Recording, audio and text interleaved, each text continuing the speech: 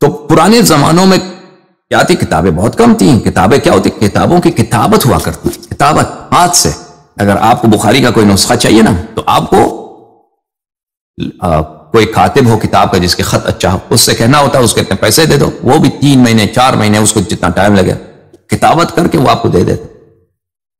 اور ہر شخص کتاب نہیں خرید سکتا تھا کیونکہ اس میں مین پاور، اس میں بہت پیسے لگتے تھے.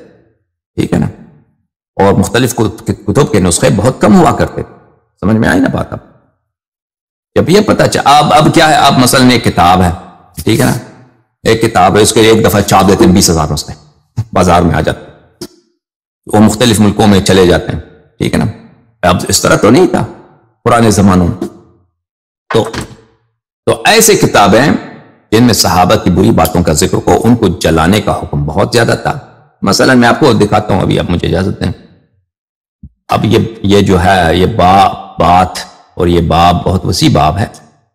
یہ کتاب ہے کتاب السنہ، حافظ ابو بکر احمد ابن محمد الخلال کی، متوفا ہے سنہ 311 کی. ان کی وفات ہے سنہ 311. یعنی یہ ابن جریر طبری، ترمذی، ان لوگوں کے ان سب کو دیکھا ہے. مثلا اگر اس وقت اس کا عمر 70 سال تھا تو اس نے بخاری کا زمانہ بھی اس نے دیکھا. ٹھیک ہے نا. رائل نشر و توزیع سنہ 1989 میں یہ کتاب ریاض میں چھپی ہے. اچھا، یہاں پہ میں آپ کو ایک مطلب دکھاؤں اس کتاب میں عزیزو، علی کتب الاحادیث التي فيها الطعن على اصحاب رسول اللہ صلی اللہ علیہ وآلہ وسلم.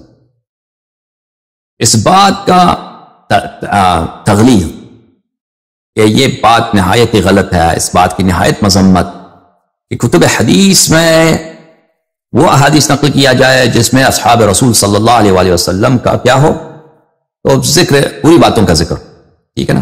اس میں جو بہت سارے روایت نقل کرتا ہے، اس میں ایک یہ ہے کہ بھلے کہ میں احمد ابن حنبل کی بات ہو رہی ہے کہ میں نے احمد ابن حنبل سے کہا کہ بہت سارے ایسے لوگ ہیں یہاں پر محدثین ہیں، نقل کرتے ہیں ایسے احادیث کہ اس میں صحابہ کے متعلق ہیں. معاویہ نے یہ کیا، عمرو بن العاص نے یہ کیا، مثلا فلانے نے شراب کیا تھا، فلانے نے زنا کیا تھا، اس پہ حد چلی تھی، مختلف باتیں.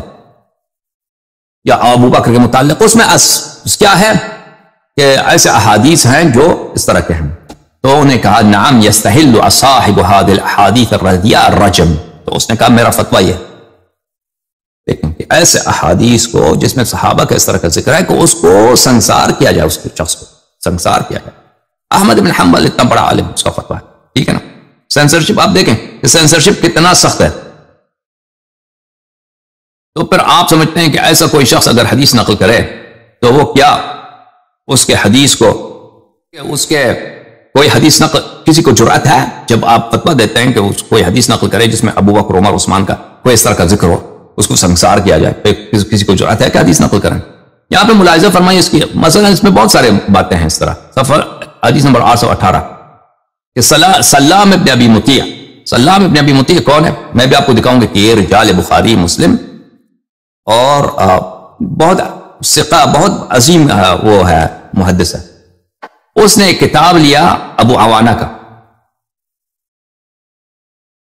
وہ ابو عوانہ بھی آپ کو دکھائیں گے کون ہے. وہ بھی بخاری مسلم بہت نہایت عظیم محدث ہے. اس کا کوئی تصنیف تھی اس میں. ٹھیک ہے نا. اس میں اصحاب نبی صلی اللہ علیہ وسلم کا ذکر تھا. فاحرق احادیث الاعمش تلک، اور وہ احادیث سلیمان بن مہران الاعمش کی، اعمش کی احادیث، وہ بھی نہایت ہی عظیم محدث. اس میں اعمش کی کچھ روایات تین، کس نے نقل کیا ان سے؟ ابو عوانہ نے ان سے نقل کیا. تو اس نے سلام بن مطیع نے ان سب کو جلا دی، سب کو جلا دیا. ٹھیک ہے نا. اچھا، اور یہ کس زمانے کی بات ہے؟ یہ احمد بن حنبل سے بہت پہلے کے زمانے کی بات ہے. یعنی مثلا 150 سنہ 160 170 اس زمانے کی بات یا اس سے بچہ. تو یہ روایت جو میں نے آپ کو دکھایا نا، وہ کیا تھا؟ سلام ابن ابی مطیع. اس نے کتاب لیا، کس کا کتاب لیا؟ ابو عوانہ کا. اس میں اعمش کی احادیث تھیں، اس نے وہ احادیث جلا دی. اب یہ کون لوگ ہیں؟ میں آپ کو یہ ان کے دکھاؤں کہ یہ کوئی چھوٹے موٹے لوگ نہیں ہیں عزیزو، تاکہ آپ کو پتہ چلے. میں اب یہ مثال کے طور پہ دکھا رہا ہوں، اس طرح کے بہت سارے ہمارے پاس دلائل ہیں۔ یہ کتاب ہے سیر اعلام النبلاء، چھاپ مؤسسۃ الرسالہ، جزء السابع۔ سلام ابن ابی مطیع، یہ راوی ہے بخاری کا، مسلم کا، ترمذی کا، نسائی کا۔ الامام الثقہ القدوہ، امام ہے ان کا، ثقہ ہے، قدوہ ہے۔ احمد بن حنبل نے کہا ثقہ ہے، صاحب سنہ ہے۔ ابو حاتم رازی نے کہا صالح الحدیث ہے۔ ابو سلمہ نے کہا کہ بصرہ میں سب سے وائز آدمی، سب سے حکیم آدمی یہی ہے۔ نسائی نے کہا کہ ثقہ ہے، ایک دفعہ کہا کہ اس میں کوئی مشکل نہیں ہے، کوئی باس نہیں ہے، ٹھیک ہے۔ پھر اگلے صفحے میں فرماتے ہیں کہ وَلَمْ أَرَى أَحَدًا مِنَ الْمُتَقَدِّمِينَ نَسَبَهُ إِلَى الضَّعْفِ، میں نے کسی عالم کو نہیں دیکھا کہ کہے یہ ضعیف ہے۔ کس کو؟ سلام ابن ابی مطیع۔ اچھا، اس نے کیا کیا تھا؟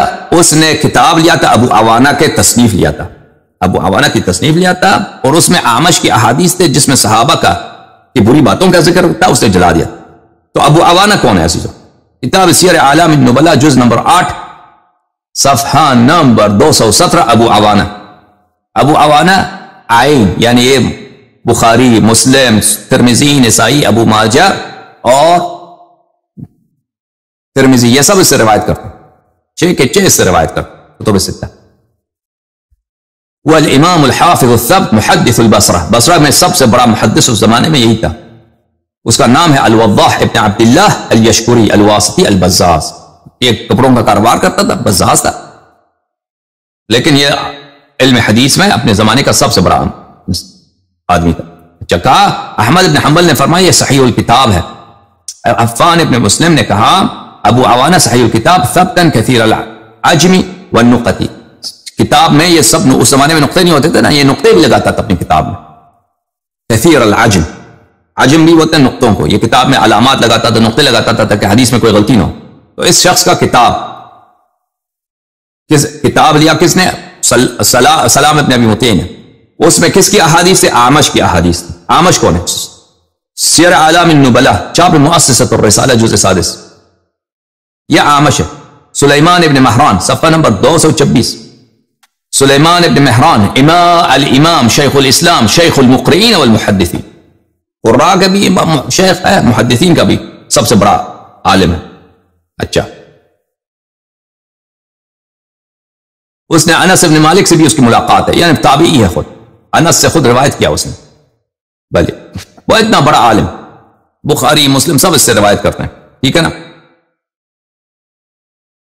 سفیان ثوری نے کہا کان الاعمش اقرأهم لکتاب اللہ واحفظهم للحدیث وعلمهم بالفرائض۔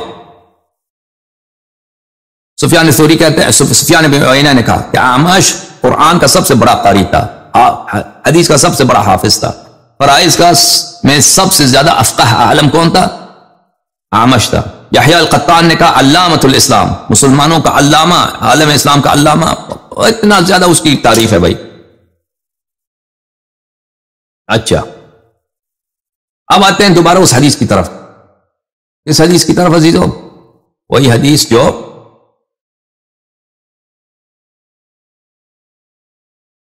اچھا، حدیث نمبر 818۔